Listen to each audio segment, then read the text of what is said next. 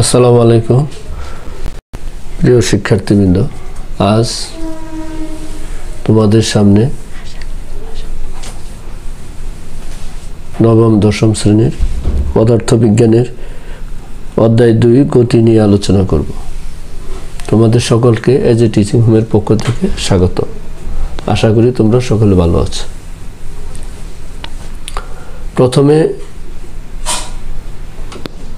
আমরা গতি বিষয়ক কিছু সূত্র নিয়ে আলোচনা করব এবং সেটির বেসিক সহ আলোচনা করব, যাতে আমরা যে কোনো অঙ্ক আসলে আমরা করতে পারি ফিজিক্সের উপর।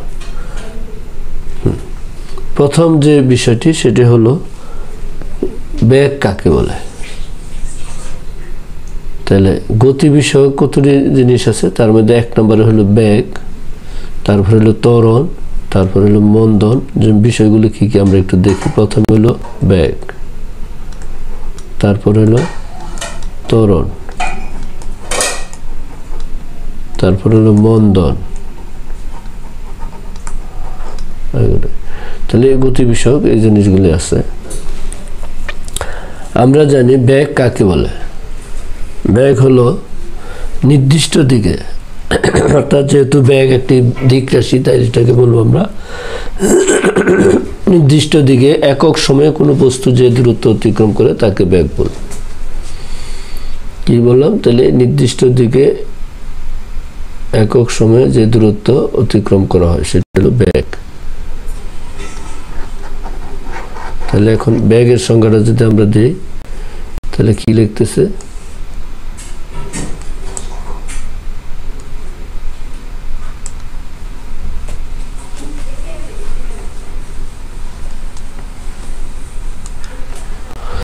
আচ্ছা, বেগ। এটা বেগ হলো, এরকম যদি লিখি, বেগ সমান হলো নির্দিষ্ট দিকে একক সময়ে কোনো বস্তু যে দূরত্ব অতিক্রম। যদি এরকম হয় যে 10 সেকেন্ডে কোনো একটা বস্তু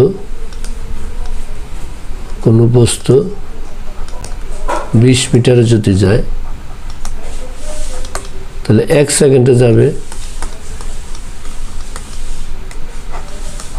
20 নিচে কত 10 সমান হবে 2 মিটার পার সেকেন্ড। ওকে, নিচে যেহেতু সময় সেকেন্ড দেওয়া আছে তাই পার অর্থাৎ মিটার পার সেকেন্ড হবে।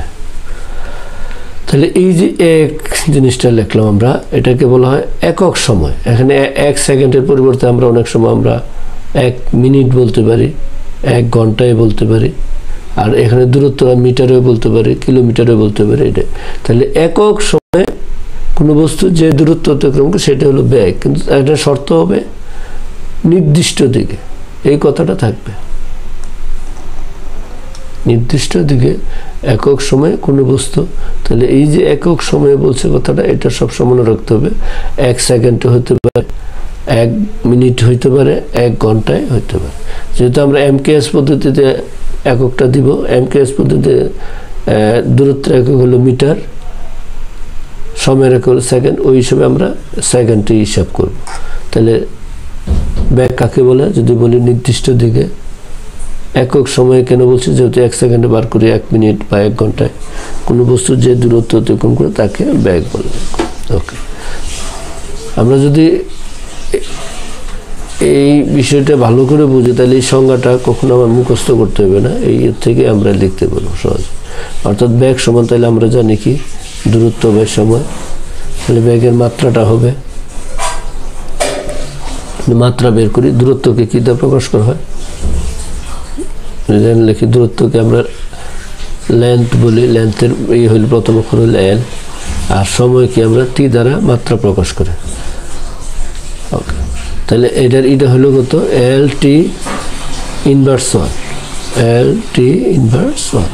নিচে কোনো কিছু যদি থাকে, কোনো কিছুর উপরে যে 1 থাকে, যেমন টি এর উপরে মনে মনে এখানে একটা 1 আছে, 1/t, তাহলে এরকম থাকলে বিপরীত বোঝায়। এটাকে আমরা টি ইনভার্স 1 লিখতে পারি। আচ্ছা, তাহলে ব্যাগ, তাহলে এর থেকে বোঝা গেল ব্যাগ একটা কি রাশি, দিক রাশি বা ভেক্টর রাশি। এখন ব্যাগের একক যদি বের করি তাহলে দেখব দূরত্বকে আমরা কি এককে প্রকাশ করি, মিটার দিয়ে। সময়কে এমকেএস পদ্ধতিতে কি এককে প্রকাশ করি, সেকেন্ড, মিটার পার সেকেন্ড। ওকে, পরে ব্যাগ আরেকটা জিনিস বৈশিষ্ট্য ব্যাগের আছে, ব্যাগ একটা লব্ধ রাশি, কারণ এখানে দুইটা রাশি আছে। এই ব্যাগকে বিশ্লেষণ করলে আমরা দূরত্ব পাই এবং সময় পাই, এবং এই দুইটার গুণফলই হলো ব্যাগ। তাই ব্যাগ একটি লব্ধ রাশি, কারণ ব্যাগ থেকে আমরা মৌলিক রাশি হিসাবে দূরত্ব এবং সময় পাই। এই কারণে ব্যাগ হলো একটি লব্ধ রাশি। তারপরে ব্যাগের সমীকরণ যদি বলি আমরা, ব্যাগ সমান, আমরা তাহলে এর আগে দেখছিলাম ব্যাগকে বি দ্বারা প্রকাশ করি। এর আগে দূরত্ব ছিল, দূরত্বকে আমরা এস দ্বারা প্রকাশ করি। সময় ছিল, সময়কে আমরা টি দ্বারা প্রকাশ করি। তাহলে এস সমান আমরা কি লিখতে পারি এটা থেকে, বা এস সমান লিখতে পারি বিটি। এই যে ব্যাগ এবং সময় দুইটাকে গুণ করলে আমরা দূরত্ব পাই, এটাকে বলা হয় সমবেগের ক্ষেত্রে দূরত্বের সমীকরণ। তাহলে সমবেগের ক্ষেত্রে দূরত্বের সমীকরণ এস সমান বিটি, এটা একটা গতির সমীকরণ। তাহলে এইটাও একটা কি গতির সমীকরণ। তাহলে গতির কতটি সমীকরণ আছে আমরা যদি লিখি, গতির সমীকরণ কি কি হইতে পারে। গতির সমীকরণ 1 নাম্বার এস সমান কত, বিটি, বা বি সমান এস বাই কত টি, এটা একটা। 2 নাম্বার আমরা জানি এস সমান U plus V by 2 into গড় বেগের ক্ষেত্রে এটা দূরত্ব। 3 নাম্বার ভি সমান, আচ্ছা আরেকটা আছে যদি ত্বরণ দেওয়া থাকে, কি দেওয়া থাকে, ত্বরণ।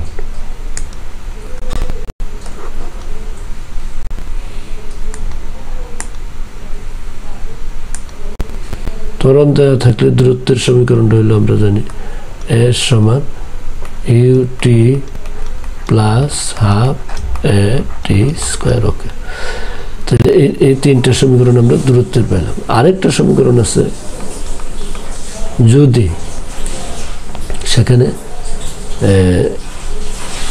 সময়টা উল্লেখ না থাকে, বি স্কোয়ার সমান ইউ স্কোয়ার প্লাস 2as এরকম হয়। তাহলে এই কয়টা হলে 4টা দূরত্বের সমীকরণ পেলাম, এস এর মানেটা। আরেকটা আমরা শেষ বেগ নির্ণয়ের ক্ষেত্রে আমরা ত্বরণ থাকলে আর বি সমান আরেকটা জানি ইউ প্লাস এটি। আর মন্দনের ক্ষেত্রে সবটি এই যে এখানে হবে মাইনাস হবে, আর এখানেও মাইনাস হবে, এখানেও মাইনাস হবে, মন্দন বুঝাইলে। আচ্ছা, আবার এর সমান, তাহলে আমরা এটা দেখি যে সূত্রগুলি, এর সমান বিটি পেলাম। পরবর্তীতে তাহলে এখন আমরা ত্বরণ নিয়ে আলোচনা করব। ত্বরণের সূত্র আমরা জানি, আচ্ছা আরেকটা কয়েকটা সূত্র আছে সেটা দেখে যে বি স্কয়ার সমান, এখন এইটি যদি আমার এর ক্ষেত্রে হয় এরকম হয়, পতনের ক্ষেত্রে হয় যে এরকম হয়, এ একটা বস্তু এখানে বি একটা বস্তু, এ থেকে একটা বস্তুকে নিচের দিকে নিক্ষেপ করা হয়, তখন ওই অভিকর্ষণের দিকে কাজ করে, তখন বি সমান আমরা লিখতে পারি ইউ প্লাস জিটি বলবো। এখানে অভিকর্ষণ ত্বরণ তখনই কাজ করে যখন কোনো বস্তু উপর থেকে নিচে ফেলে দেওয়া হয় অথবা নিচে থেকে উপর দিকে নিক্ষেপ করা হয়। আর নিচের থেকে উপর দিকে যদি নিক্ষেপ করা হয় তাহলে বি সমান আমরা জানি ইউ মাইনাস জিটি। আর দূরত্বের সূত্র উচ্চতার ক্ষেত্রে তখন সূত্রটা হইল উচ্চতা বুঝাইলে এস, এসের ক্ষেত্রে উচ্চতার সূত্রটা হইব UT plus half GT square, এইভাবে আমরা জানি। আবার বি স্কোয়ার সমান আমরা জানি ই স্কোয়ার প্লাস 2GS। আর যদি এটা হলো উপর থেকে যদি নিচে পড়ে, আরেকটা হলো বি স্কোয়ার সমান আমরা জানি যদি নিচের থেকে উপর দিকে কোনো কিছু নিক্ষেপ করা হয়। তাহলে এই হলো গতি বিষয়ক সূত্রগুলো আমরা জানি। তারপরে এখন ত্বরণ যদি বলি, ত্বরণ কাকে বলে, বেগ বৃদ্ধির হারকে ত্বরণ বলে। ত্বরণের সংজ্ঞাটা যদি দিই আমরা, বেগ বৃদ্ধির হারকে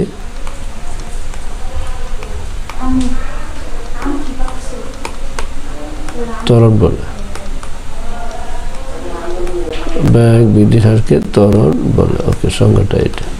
অর্থাৎ ত্বরণ সমান হইল, ত্বরণকে এ দ্বারা প্রকাশ করি B minus you by T টি হার যেহেতু বলছে হার বলে নিচে টি দিতে হয় আর এখান থেকে আমরা সূত্রটা লিখি বি সমান ইউ প্লাস এটি সমাধান করে আর মন্দনের ক্ষেত্রে ইউ মাইনাস এটি হবে তাহলে ত্বরণের এককটা কি হবে তাহলে মিটার পার সেকেন্ড স্কয়ার অর্থাৎ ত্বরণ সমান ত্বরণ জন্য বেগ বৃদ্ধির হার তাহলে উপরে বেগ থাকে আর নিচে কি হার বলতে কি সময় দেওয়া থাকে তাহলে বেগের মাত্রা জানি আমরা কি জানি মিটার একক জানি মিটার পার সেকেন্ড আর সময়ের সেকেন্ড দিই তাহলে এটাকে লিখতে পারি ms ইনভার্স 2 হয়ে যাবে ওকে আর মাত্রা হবে শুধু m দৈর্ঘ্যে l যা প্রকাশ করে lt ইনভার্স 2 মাত্রাটা হবে lt ইনভার্স 2 তাহলে ত্বরণ অধিক রাশি ত্বরণে একটা লব্ধ রাশি কারণ এখানে বেগ পাওয়া যায় আর কি সময় থাকে আর ত্বরণ এর সময় না চলে যায় অতএব আদি বেগ ত্বরণ সময় দেওয়া থাকলে আমরা জানি যদি আদি বেগ দেওয়া থাকে ত্বরণ দেওয়া থাকে কোনো সময় উল্লেখ থাকে তাহলে শেষ বেগ সমান যেমন এরকম দেখি আমরা যদি এই যে এরকম একটা হয় এ একটা বিন্দু বি একটা বিন্দু এ বিন্দু থেকে একটা বস্তু ইউ আদি বেগ নিয়ে যাত্রা শুরু করছে টি সময় পরে এ ত্বরণ নিয়ে কোথায় আসলো বি বিন্দুতে আসলো তাহলে এখানে এসে বি বিন্দুতে এসে শেষ বেগ প্রাপ্ত হলো তাই এটা সমান কত তাহলে বি সমান ওই ক্ষেত্রে আমরা জানি ইউ প্লাস এটি ওকে আর যদি মন্দন হইতো তাহলে ইউ প্লাস এটি হতো ওকে এইভাবে আমরা করতে পারি এর সমান বেগ বৃদ্ধির হারে ত্বরণ আবার স্থির হলে বি সমান ইউ প্লাস এটি যদি স্থির অবস্থান থেকে যাত্রা শুরু করে এই এর থেকে যদি স্থির থাকতো তাহলে ইউর মানটা 0 হতো তাহলে তখন বি সমান লিখতাম ইউ প্লাস 0 অর্থাৎ বি সমান ইউ প্লাস এটি এটা আমরা জানি স্থির হলে ইউর মানটা কত হয় 0 হয় এটি হয় তখন আমরা এটাকে বি সমান এটি লিখতে পারি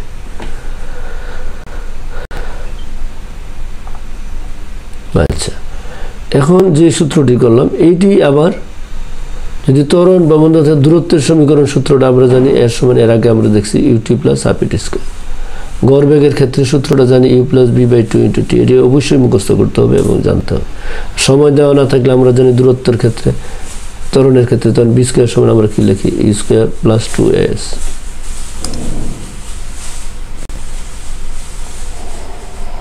কি b স্কয়ার সমান e স্কয়ার প্লাস 2s আবার মন্দনের ক্ষেত্রে আমরা জানি b স্কয়ার সমান e স্কয়ার মাইনাস 2s এখন পরন্ত বস্তু যেটা একটু আগে বললাম উপর থেকে যদি নিচের দিকে হয় তাহলে প্লাসের মান হবে b সমান u প্লাস তখন অভিকর্ষ ত্বরণ কাজ করবে j এর মান হ্যাঁ তখন কাজ করবে g টা তাহলে এখন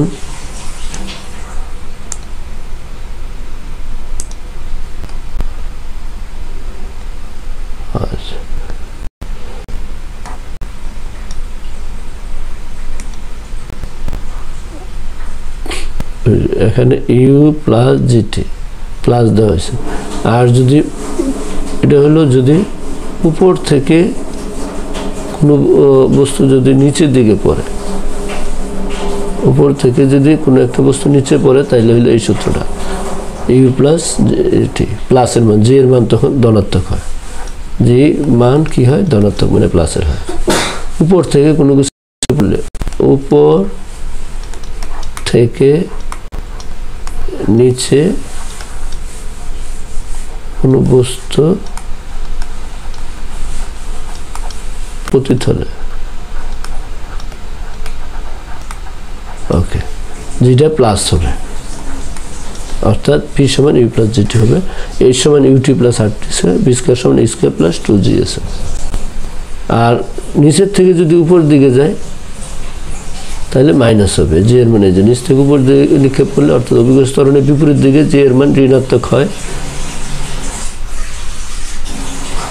জি এর মানটা জি এর মানটা ঋণাত্মক হয় তখন বি সমান আমরা জানি ইউ মাইনাস জিটি এই সমান ইউটি মাইনাস হাফ ইটি জিটি স্কয়ার বি স্কয়ার সমান এই সমান তাহলে এই সূত্রগুলি যদি আমরা সুন্দরভাবে ভালোভাবে আয়ত্ত করতে পারি ইনশাআল্লাহ তাহলে গতি বিষয়ক যে কোনো সমস্যা আমরা সমাধান করতে পারবো তাহলে আজকে এই সূত্রগুলির উপর আমরা বিস্তারিত আলোচনা করলাম। পরবর্তীতে এই সূত্রগুলির উপর ভিত্তি করে পরের যে অঙ্কগুলি আছে সেগুলি আমরা করব। তাহলে আজকে এই পর্যন্তই। তোমরা সকলে সুস্থ থেকো, ভালো থেকো। আল্লাহ হাফিজ।